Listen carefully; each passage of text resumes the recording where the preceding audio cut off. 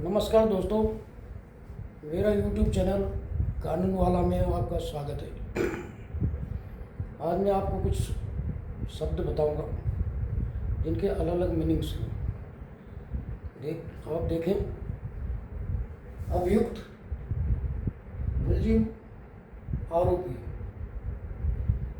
जब किसी के साथ कोई व्यक्ति मारपीट कर देता है और वो थाने में जाता है, थाने में FIR करवाता है, और जब FIR होती है तो जिन व्यक्तियों ने उसके साथ मारपीट की होती है वो एक भी हो सकता है, दो भी हो सकते हैं, तीन भी हो सकती है, तब उनको अभियुक्त कहते हैं। जैसे अभियुक्त मुलजिम भी कह सकते हैं, आरोपी भी कह सकते हैं। ये उर्दू शब्द है, ये तीनों शब्द पर्याय शब्द हैं और इनको इंग्लिश में कहते हैं एक्यूज्ड या डिफेंडेंट। एक्यूज्ड या डिफेंडेंट यानी अभियुक्त। FIR होने के बाद पुलिस इन्वेस्टिगेशन करती है और जब इन्वेस्टिगेशन पूरी हो जाती है तो पुलिस के द्वारा अभियुक्त या अभियुक्त गणों के विरुद्ध न्यायालय में चालान या चार्जशीट या अभियोग पत्र दाखिल किया जाता है। फिर मजिस्ट्रेट साहब द्वारा वो अपने संज्ञान में लिया जाता है। जब मजिस्ट्रेट साहब अपने संज्ञान में लेते हैं तब इन अपराधियों को, अभियुक्तों को अपराधी या मुजरिम कहते हैं। अपराधी या मुजरिम कहते हैं। इनको इंग्लिश में कहते हैं ऑफेंडर या क्रिमिनल। ऑफेंडर या क्रिमिनल। अब जब पुलिस के द्वारा कोई व्यक्ति गिरफ्तार करके न्यायालय में पेश किया जाता है और मजिस्ट्रेट साहब द्वारा उसका जेल वारंट जारी किया जाता है तो पुलिस के द्वारा तब उसको संबंधित जेल में प्रवेश दिलाया जाता है, फिर दाखिल किया जाता है। जब वो जेल के अंदर दाखिल हो जाता है तो जितने दिनों तक वह जेल में रहता है तो वो कैदी कहलाता है। कैदी यानी प्रिजनर।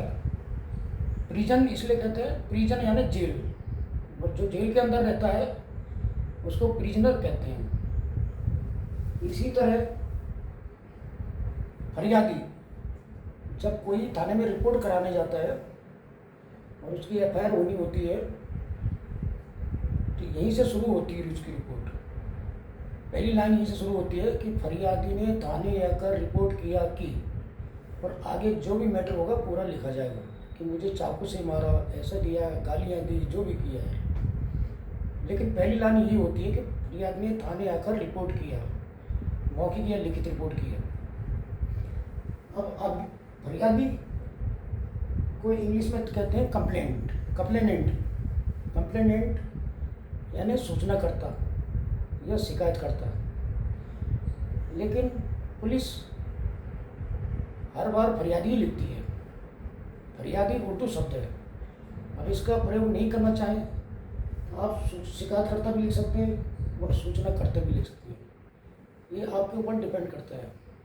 लेकिन पुलिस का एक माइंड सेट हो रखा है, जो रिपोर्ट लिखते हैं, जो भी DO ऑफिसर होते हैं, जो भी होते हैं, चाहे प्रधान अच्छा हो, SI हो, सब इंस्पेक्टर हो, जब वो रिपोर्ट लिखते हैं, FIR लिखते हैं तो फरियादी लिखते हैं। और जब वो घूमने की रिपोर्ट लिखते हैं तब सूचनाकर्ता लिखती है। जबकि ये एक ही चीज़ है तीनों। फरियादी की जगह शिकायतकर्ता भी लिख सकते हैं, सूचनाकर्ता भी लिख सकते हैं। इनको इंग्लिश में कंप्लेनेंट कहते हैं। और इसी तरह जब थाने में किसी की रिपोर्ट नहीं लिखी जाती है, ऐसा कोई एलिगेशन लगाता है तो वो न्यायालय में जाता है। तो न्यायालय में एक शिकायत आवेदन पत्र देता है कि पुलिस हमारी रिपोर्ट पर FIR नहीं कर रही है। तब मजिस्ट्रेट साहब द्वारा उसकी शिकायत को स्वीकार किया जाता है। और जब स्वीकार किया जाता है तो परिवाद का रूप धारण कर लेता है। उसी को परिवाद कहते हैं। ये परिवाद, इसको वादी भी कहते हैं। ठीक है। एक पिटिशनर होता है। जब कोई हाई कोर्ट में अपनी प्रार्थना या आवेदन पत्र लगाता है, चाहे किसी भी विषय में हो, तो उसको कहते हैं याचिका, यानी पिटीशन। और जो पिटीशन लगाता है उसको कहते हैं पिटिशनर। ये छोटी सी सामान्य जानकारी मैंने आपको दी, हो सकता है आपके काम आए। और यदि आपको अच्छा लगा हो तो आप इसको सब्सक्राइब करें, और लाइक भी कर सकते हैं और शेयर भी कर सकते हैं, और कमेंट करना चाहें तो कमेंट भी कर सकते हैं। आप अच्छा भी लिख सकते हो, और आपको अच्छा नहीं लगा हो तो ये भी लिख सकते हो।